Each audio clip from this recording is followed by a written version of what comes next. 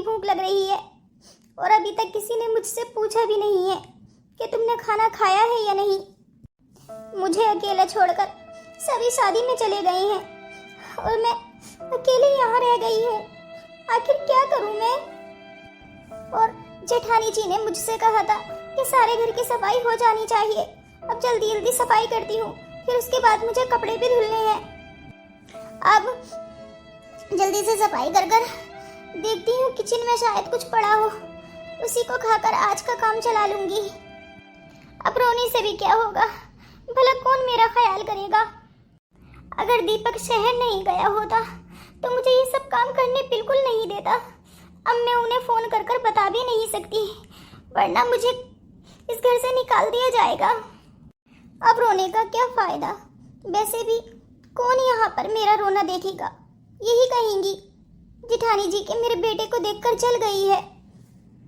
अरे राखी, तुमसे अभी तक घर की सफाई नहीं हुई, बस पोछे पर ही लगी हुई हो जब से।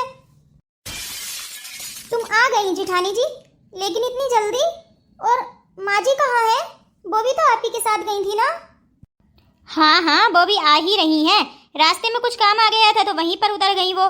अच्छा तुम ये बताओ, खाने में कुछ बनाया है अभी तक या नहीं, या बस सफाई में ही लगी पड़ी हो? अभी तो कुछ भी नहीं बनाया है, सुबह से मैं सफाई में ही लगी हुई हूँ। सारे घर की सफाई की है, कपड़े भी धुलकर डाल दिए हैं मैंने, बस खाना ही बनाना बाकी रह गया था। बस अब एकदम से खाना ही बना लूंगी। अच्छा, ये मुन्ना मुझे बहुत परेशान कर रहा था। ये सो गया है, मैं इसको रूम में सुलाने के लिए जा रही हूँ।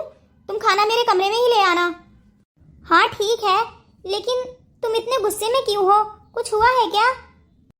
अब कुछ हुआ भी है तो तुम्हें बताने का क्या फायदा? अरे नहीं, बस मैं पूछ रही थी। अब खड़ी खड़ी बातें ही बनाती रहोगी या कुछ बनाओगी भी? तुम्हारी मनपसंद दाल भाजी बना दूं? अरे दुनिया कहाँ से कहाँ पहुँच गई, तुम दाल भाजी पर ही अटकी पड़ी हो। मेरे लिए आज थोड़ी सी खिचड़ी बना दो, मेरे पेट में दर्द है। अच्छा ठीक है, अभी बनाकर लाई। बस खाना तो मैंने भी नहीं खाया है, लेकिन न जाने इन्हें ही क्यों इतना गुस्सा आता है। अरे अपना घर तो अपना ही होता है, यहाँ तो मुझे रानियों वाला एहसास होता है।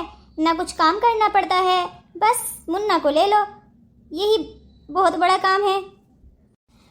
काम से बचने का सबसे अच्छा यही आइडिया है, बस मुन्ना की चूंटी काटो, वो रोने लगता है और बस लेकर बैठ जाओ। अब जल्दी से खाना जेठानी जी को देकर आती हूँ, वरना वो फिर से गुस्सा करने लगेंगी। लेकिन ये माँ जी अभी तक नहीं आई, आखिर कहाँ रह गई है ये? अरे राखी बेटा, तू अभी तक किचन के कामों में ही लगी पड़ी है। अरे थोड़ा आराम भी कर लिया कर, ये सारे दिन बस काम ही करती रहेगी। अरे माँ जी आ गई आप? आपने इतनी देर क्यों लगा दी? आखिर क्या काम आ गया था आपको जो जेठानी जी को अकेले आने पड़ा? अरे बेटा अब तुझे मैं क्या बताऊं, मेरी एक बहुत ही अच्छी सहेली थी शीला, उसकी बहुत ज़्यादा तबीयत खराब थी। काफ़ी दिनों से मैं सोच रही थी जाने का, लेकिन बेटा मैं जा ही नहीं पा रही थी। लेकिन माँ जी काम तो लगा ही रहता है, आपको उनकी तबीयत का पहले ही पूछ लेना चाहिए था। अरे बेटा बस आते हुए रास्ते में मैं उतर गई, इसी बात को लेकर उसने मुंह फुला लिया। बोल रही थी कि मेरे बेटे को तो कोई लेता ही नहीं है। क्या माँ जी ऐसा बोल रही थी? अरे गोलू तो सभी का लाडला है, इस घर में कौन ऐसा है जो गोलू को नहीं गोद लेता है? अब बेटा क्या कर सकते हैं, मैं बहुत थक गई हूँ। एक काम करना बेटा, खाना मेरे कमरे में ही ले आ। ठीक है माँ जी। माँ जी मुझे आपसे एक बहुत ही ज्यादा जरूरी बात करनी है। एक काम करूंगी, मैं कमरे में ही आ जाऊंगी। हाँ बेटा, जो भी बात करनी है तू कमरे में ही कर लेना। अब क्या करूं, मेरी इस बहू को देखकर मुझे बहुत ही तरस आता है। पहले खाना जेठानी जी को दे आती हूँ, बाद में माँ जी को दे आऊंगी, फिर इनसे बात भी कर लूंगी। आज तो मैं माँ जी को बताकर ही रहूंगी कि मैं दीपक की दूसरी शादी कराना चाहती हूँ। अरे मेरा भी तो मन करता है ना, मेरे बच्चे हों, मुझे मम्मी मम्मी कहें। मुन्ना तो बहुत ही ज्यादा गहरी नींद में सो रहा है। अब जल्दी से बोलती हूँ, अभी तक ये खाना नहीं लाई बनाकर। राखी और राखी, अरे दीदी ये लो, मैं खाना ले आई हूँ, अब जल्दी से खा लीजिए। अरे बहुत ही भूख लग रही है मुझे। अरे भिंडी बनाई है तुमने, ये तो बहुत ही अच्छा किया। अरे दीदी मुन्ना अभी तक सोया हुआ है।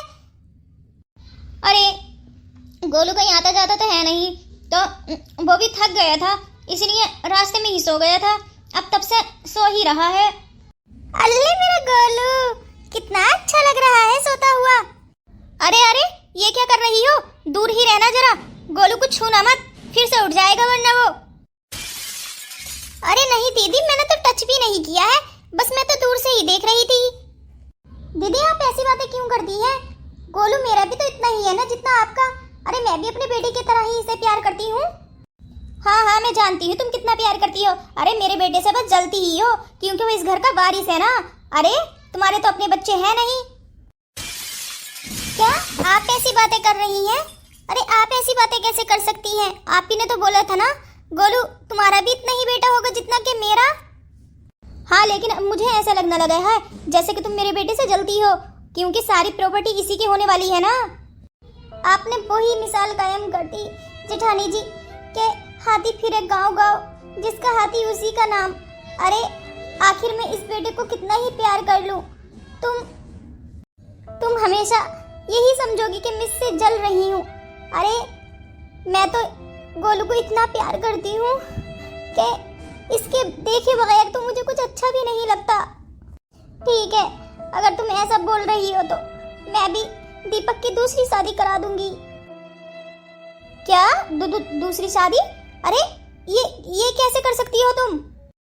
और क्या करूं जेठानी जी, आखिर मैं कब तक ताने सुनती रहूंगी। मेरी एक सहेली है, वो बहुत ही गरीब घर से है, मैं उसी की शादी करा दूंगी दीपक से। उसकी मम्मी ने मुझसे वादा किया है कि वो शादी करा देंगी अपनी बेटी की। आखिर वो मेरी बहुत ही अच्छी सहेली है।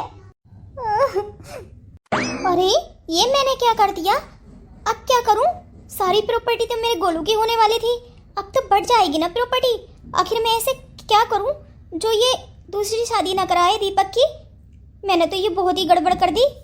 अगर मैं इससे अच्छे से बात करती और अपने गोलू को इसे भी उतना ही प्यार करने देती जितना कि मैं करती हूँ, तो ऐसा नहीं करती ये। अब मुझे कुछ तो करना ही होगा। ऐसे तो मैं शादी होने नहीं दूंगी। आखिर जो हो जाए, मुझे ये शादी रोकनी ही होगी। अरे उसकी माँ गरीब है तो इसका मतलब वो अपनी बेटी की शादी कहीं भी कर देगी। मुझे उस बुढ़िया से मिलना होगा। अरे बुढ़िया को बोलूंगी चाहे जितने पैसे ले ले तू, लेकिन अपनी बेटी की शादी वहां मत करा। जैसे कि उस डॉक्टर को मैंने पैसे देकर मुंह बंद करा दिया था, ऐसे ही मुझे इसकी माँ का भी मुंह बंद कराना होगा। अरे अच्छी सहेली है तो क्या, पैसों में तो अच्छे अच्छे बहक जाते हैं। अरे इस सारी प्रॉपर्टी पर मेरे गोलू का हक है, मैं किसी और को इस प्रॉपर्टी को लेने नहीं दूंगी। मुझे तो रेखा की ही फिक्र सताती रहती है। आखिर मेरी बहू बहुत ही ज़्यादा परेशानियों का सामना कर रही है, सारे घर का काम उसी को करना पड़ रहा है। आखिर मैं क्या करूं? माँ जी। अरे रेखा, तू रो क्यों रही है बेटा?